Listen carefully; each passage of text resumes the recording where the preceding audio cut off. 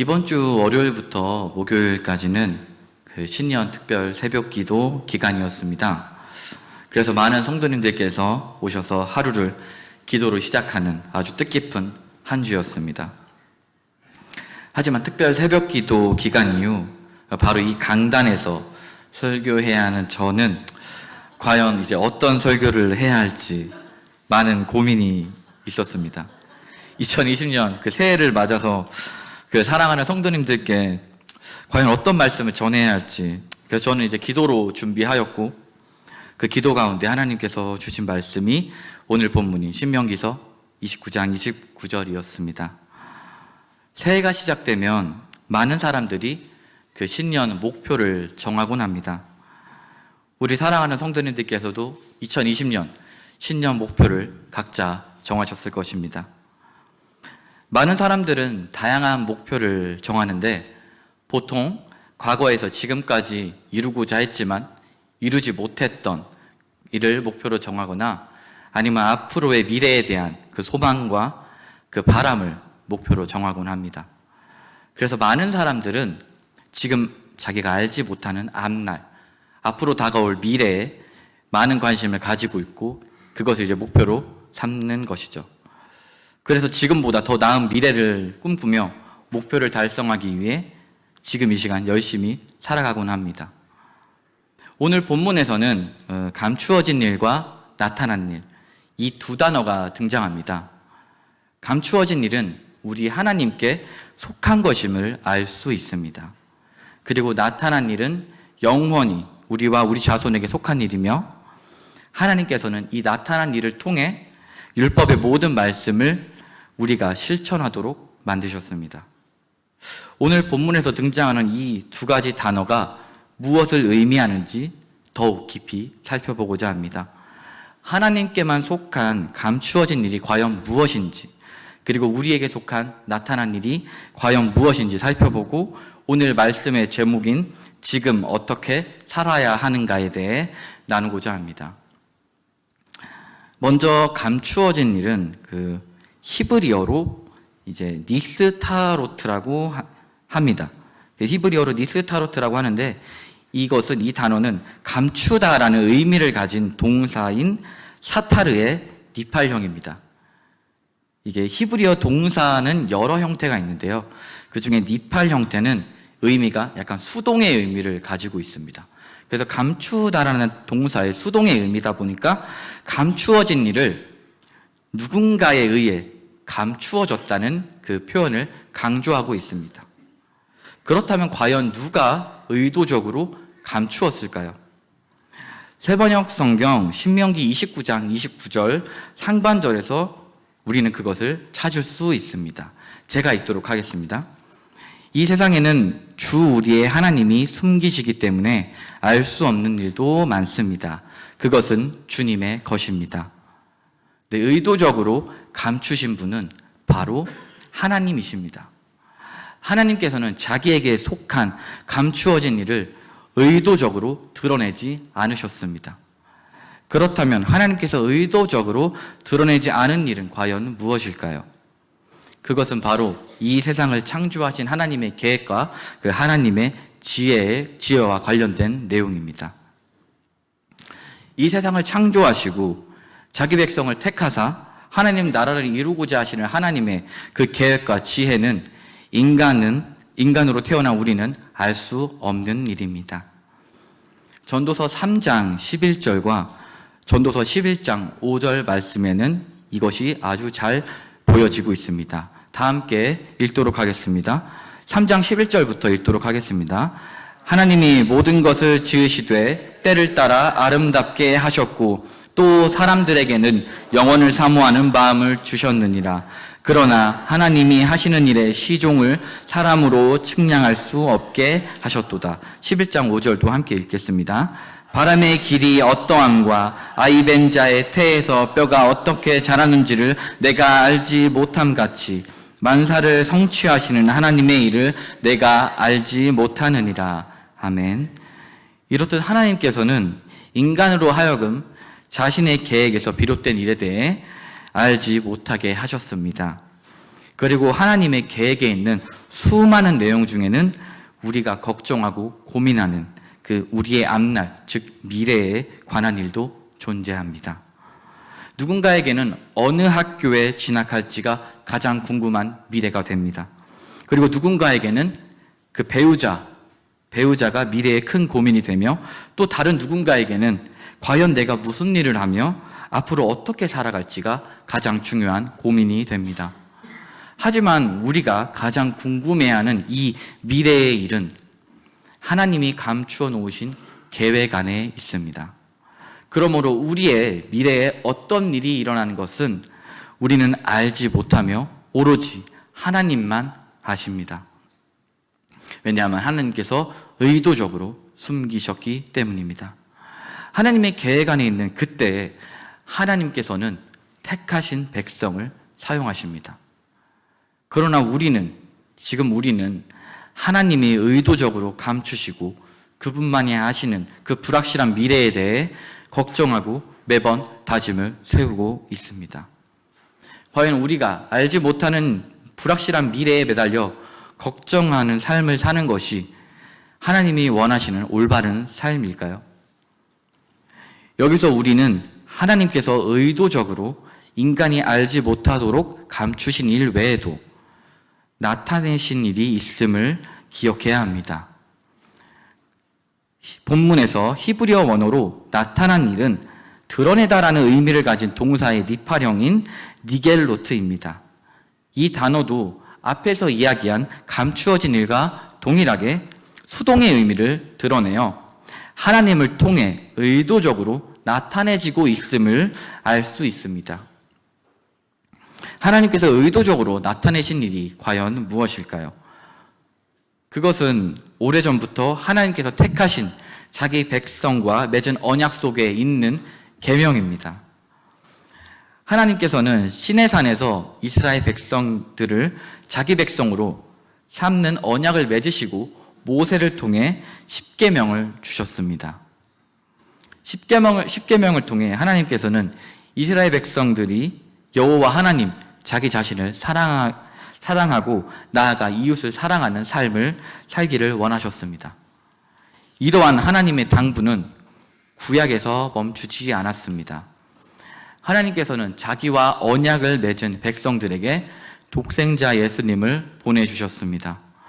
예수 그리스도께서는 이 땅에 오셔서 하나님께서 주신 계명을 전부 지키셨습니다. 누구보다 하나님을 사랑했고 이웃을 사랑하는 삶을 사셨습니다.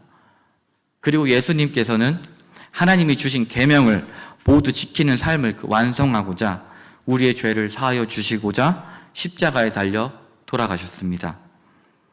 하나님께서는 사랑하라는 율법을 완수하신 독생자 예수 그리스도를 통해 우리가 그 주님을 보고 닮아가길 원하셨습니다. 자기를 사랑하고 이웃을 사랑하는 삶을 살기 바라는 하나님의 권면이 구약에서부터 지금까지도 계속되고 있고, 이것이 바로 하나님께서 의도적으로 우리에게 나타내시는 일이라고 할 수 있습니다. 신명기 30장에서는 나타난 일에 대해 구체적으로 드러납니다. 신명기 30장 1절부터 14절까지의 내용을 살펴보면 하나님께서 의도적으로 나타내신 일은 결코 어려운 것이 아니고 먼 것도 아닙니다. 그리고 하늘에 있는 것도 아니며 바다에 있는 것도 아닙니다. 우리에게 나타내신 일, 즉 말씀은 우리와 매우 가깝게 있음을 알 수 있습니다. 신명기 30장 14절을 다 함께 읽도록 하겠습니다. 오직 그 말씀이 내게 매우 가까워서 내 입에 있으며 내 마음에 있은즉 내가 이를 행할 수 있느니라. 아멘. 하나님께서 우리에게 의도적으로 보이신 그 일은 우리로 하여금 결코 실천할 수 없는 일이 아님을 알 수 있습니다. 그리고 그것은 우리 입술에 있고 우리 마음에 있다고 말씀해 주십니다. 즉 우리가 하나님을 사랑하고 이웃을 사랑하는 그것은, 궁극적으로 우리의 구원자 되신 예수 그리스도를 닮아가는 삶을 사는 것은 우리 마음에 있고 우리 입술에 있으며 우리는 그 삶을 실천할 수 있다는 것입니다. 여기서 이 사랑을 실천하는 데 있어 우리에게 한 가지 필요한 것이 있습니다. 그것은 바로 하나님께서 우리를 사랑하고 계심을 아는 것입니다. 이런 말이 있습니다. 사랑을 받는 사람이 사랑을 나눌 수 있다. 우리가 하나님을 사랑하고 이웃을 사랑하기 위해서는 먼저 하나님께로부터 우리가 받은 사랑을 기억해야만 합니다. 과거의 언약 백성이었던 이스라엘 백성을 사랑하셨던 것처럼 현재 우리도 사랑하시는 분이 바로 하나님이십니다. 지금 이 시간 아무런 대가 없이 나를 사랑하고 은혜 주신 하나님을 기억하기를 원합니다. 하나님께 받은 사랑을 기억해야만 우리는 하나님을 사랑하고 이웃을 사랑할 수 있습니다. 그리고 그 삶을 살아가는 것이 하나님께서 우리에게 의도적으로 나타내신 일의 이유이고 진정한 하나님의 자녀된 삶입니다. 우리는 이렇게 하나님께서 의도적으로 나타내신 일의 그 이유와 그 목적을 알았습니다. 하나님께서는 하나님을 사랑하고 이웃을 사랑하는 삶을 살아가길 원하셨습니다. 그렇다면 하나님께서 왜 의도적으로 그 많은 일들과 그 계획을 감추셨을까요? 여기서 성도님들께 그 질문 한 가지 하려고 합니다. 과연 인간이 하나님의 계획과 그 지혜를 전부 다 안다면 하나님을 온전히 섬겼을까요? 저는 아니라고 생각합니다. 왜냐하면 우리에게는 무엇보다 그 죄라는 무섭고 추악한 것이 존재하기 때문입니다. 이 죄로 인해 지금보다 더욱 교만하고 하나님을 무시했으면 무시했지 하나님을 섬기지 않았을 것입니다. 즉 하나님께서는 자기 백성을 사랑하셔서 그들이 하나님을 온전히 바라보고 섬기는 삶을 살 수 있도록 하고자 의도적으로 자신의 계획을 숨기신 것입니다.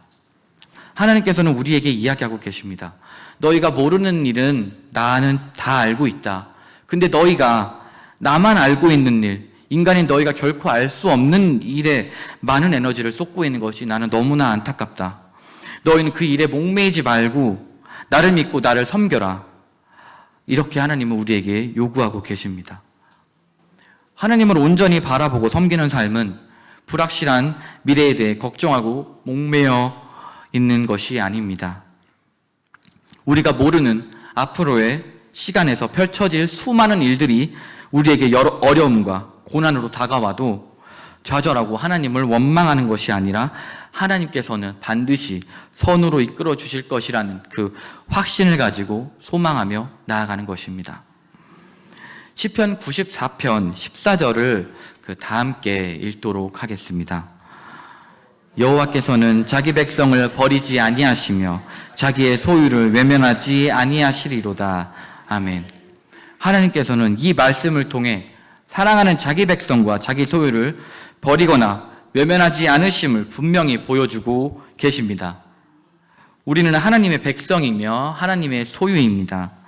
지금 당장 내 삶에 소망이 없게 느껴지더라도 하나님이 나를 버렸다고 섣불리 생각하지 마십시오. 하나님께서는 자기 백성과 자기 소유를 결코 버리지도 외면하지도 않으시는 분이기 때문입니다. 언약을 어긴 이스라엘 백성을 심판을 통해 흩으셨던 하나님이지만 다시 그들을 회복시키신 것 또한 하나님이심을 기억하길 바랍니다. 이어서 로마서 8장 28절 말씀을 제가 읽도록 하겠습니다. 우리가 알거니와 하나님을 사랑하는 자, 곧 그의 뜻대로 부르심을 입은 자들에게는 모든 것이 합력하여 선을 이루느니라. 아멘. 하나님께서는 이 말씀을 통해 확실히 말씀해 주고 계십니다. 너희가 나를 사랑하는 삶, 내가 택한 백성의 삶을 산다면 모든 것이 협력하여 선을 이룰 것이다 라고 우리에게 분명히 말씀하십니다. 이 구절을 통해 우리는 하나님께서 우리에게 의도적으로 감추신 것과 의도적으로 나타내신 것이 어떤 상관관계가 있는지 알 수 있습니다. 감추어진 일과 나타난 일은 지금 이 시간 우리가 살아가야 하는 삶의 방향을 보여줍니다. 나타난 일을 통해 우리는 하나님을 사랑하고 이웃을 사랑하는 삶을 사는 것이 무엇보다 중요한 것임을 알게 되었습니다.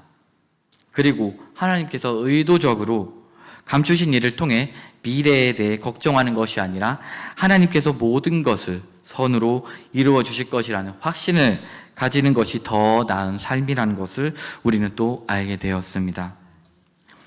하나님을 사랑하고 이웃을 사랑하며 내가 알지 못하는 미래의 일을 전적으로 모든 것을 선으로 이루시는 하나님께 맡기는 것, 이것이 우리가 지금 살아야 할 삶일 줄 믿습니다. 우리는 지금까지 우리가 알지 못했던 그 미래에 대해 불안해하며 걱정하는 삶을 살진 않았습니까? 이 설교를 준비하면서 저 또한 지금까지의 제 삶을 돌아볼 수 있었습니다. 그리고 느꼈습니다. 저 또한 얼마 전까지 그 불확실한 미래에 대한 생각에 잠겨 그 하루하루 걱정하며 살아왔음을 알 수 있었습니다. 어렸을 때 저는 역사 선생님이 꿈이었습니다. 그래서 고등학교 1학년 때부터 제가 희망했던 역사 선생님이 되기 위해 그 희망하는 대학교를 정하고 열심히 공부했었습니다. 하지만 가고자 하는 대학에 가지 못하였고 차선책으로 입학한 대학교를 졸업하고 저는 임용고시를 준비하게 되었습니다.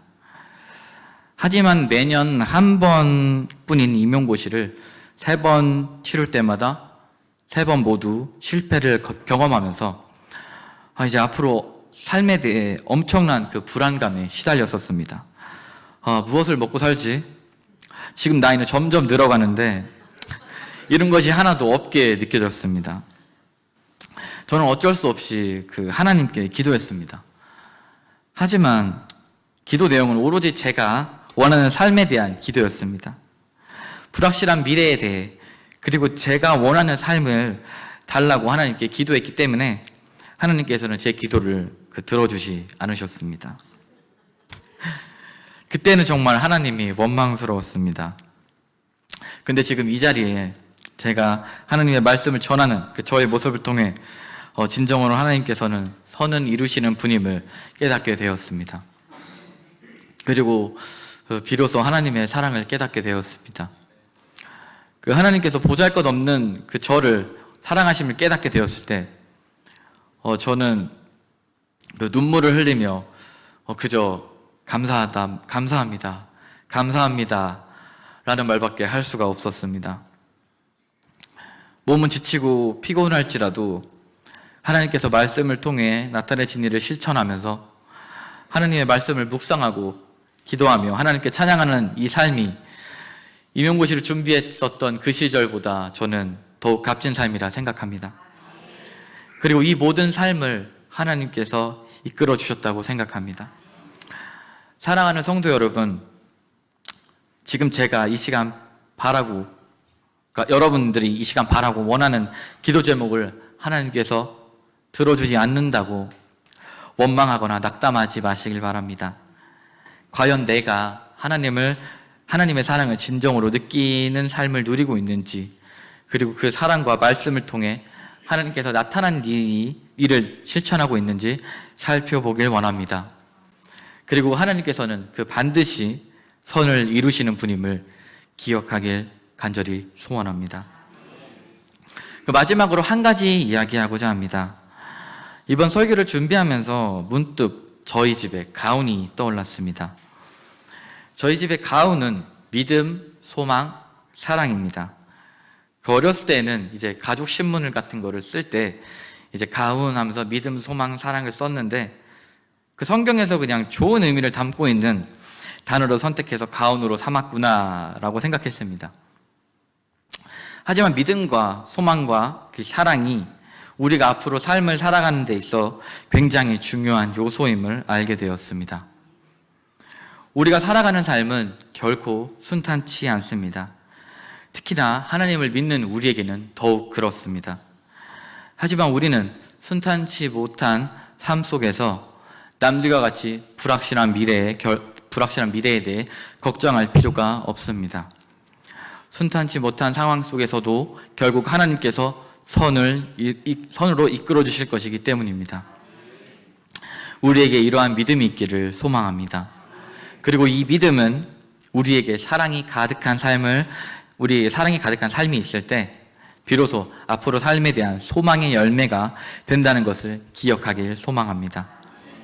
하나님께서 감추시고 나타내신 일을 통해 우리는 지금 하나님의 사랑하고 이웃을 사랑하는 삶을 살아야 함을 깨닫게 되었습니다. 그리고 그 삶을 사는 우리에게는 선으로 이끄시는 하나님을 향한 믿음이 자리 잡을 것이며 더 이상 불확실한 미래에 대해 걱정하지 않고 하나님의 나라를 이끌어갈 일꾼으로서 우리에게 보일 미래에 대한 소망이 가득할 것입니다. 이러한 삶이 사랑하는 모든 성도님들에게 함께하길 간절히 소원합니다.